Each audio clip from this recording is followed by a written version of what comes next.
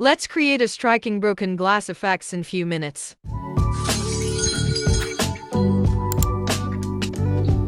First, let's delete the default cube. Select the cube and press X to delete it. Add a cylinder. Press Shift to open the Add menu. Go to the Mesh option and choose Cylinder.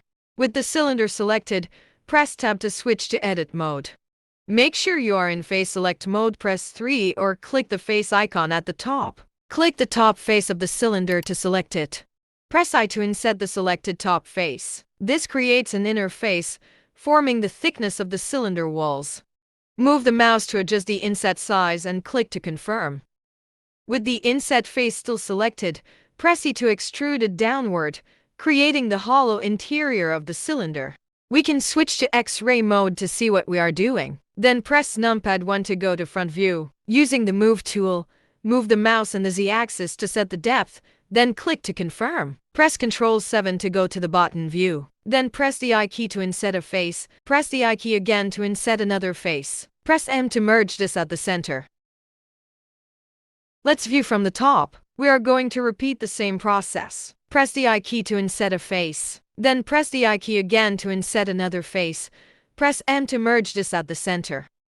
Then we are going to add 2 loop cuts to make this smoother when we add subdivision surface modifier. Press Ctrl R to add a loop cut and slide it up right here. Press Ctrl R again to add a loop cut and slide it down. Right here. Press Tab to exit edit mode. In object mode, let's press Ctrl 2 to add a subdivision modifier. This will create smooth, rounded edges and surfaces, making the glass cup look more realistic. Press Shift and go to the Mesh option and select Plane to add a ground plane. Let's bring this down in the Z-axis to scale the plane to make it large enough to catch the falling glass pieces.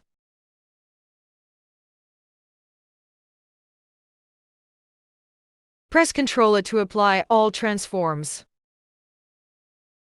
Now let's give this a glass material. With the cup selected, press Z to go to Material Preview. Let's go to our Material tab. Click on the plus sign and New to add a material. Let's switch from Principled BXDF to Glass BXDF shader for realistic glass material.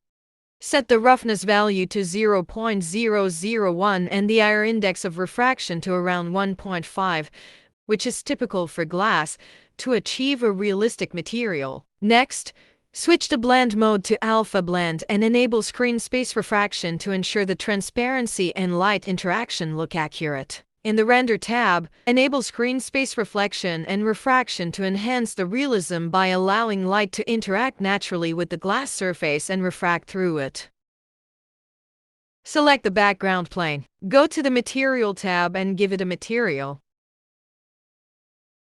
Select the cup and go to Edit. Scroll down to Preferences on the add-on setting, search for Cell Fracture and enable it. And don't forget to save this add-in. With the cup selected, go to Object, scroll down to Quick Effects, then select Cell Fracture. Adjust the settings in the Cell Fracture menu. The number of shards will depend on the density you choose. The source limites controls the number of shards that will be generated. We can set the value to 100. Increasing the noise value adds randomness to the break, making the shards less uniform and more realistic. Let's increase the value to 0.4. Press OK to confirm.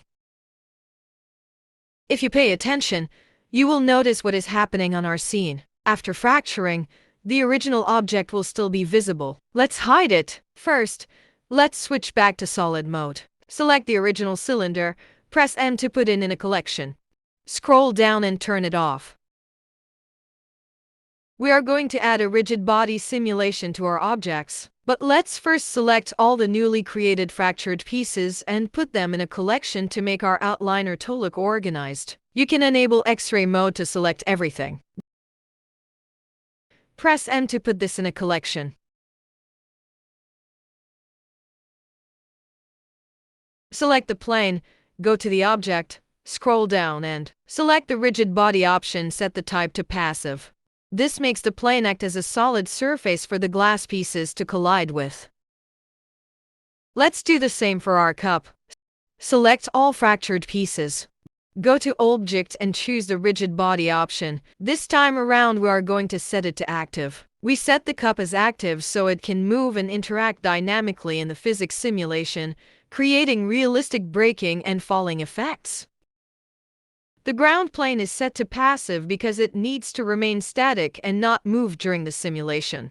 Now let's run the simulation. Click this or press space to play the animation and watch the glass pieces break and fall to the ground.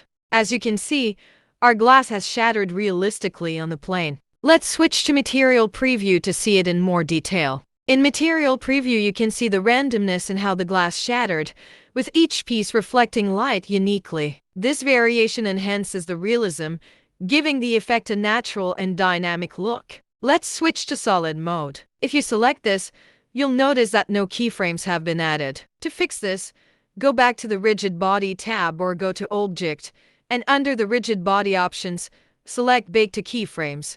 You can set the start frame now, or adjust it later if needed. Then press OK to confirm. This process will only take few seconds to load. With the keyframes added to our timeline, we can control the exact moment the glass starts to break. Additionally, you can bake the simulation, which will lock in the physics calculations for smoother playback and easier adjustments, giving us the flexibility to fine-tune the animation for perfect timing and impact. Also earlier we forgot to apply the subdivision modifier. Always apply all modifiers before adding cell fracture to ensure the best results. If you found this tutorial helpful, please like, subscribe, and share it with others who may benefit from it. Your support is greatly appreciated and encourages us to create more content like this.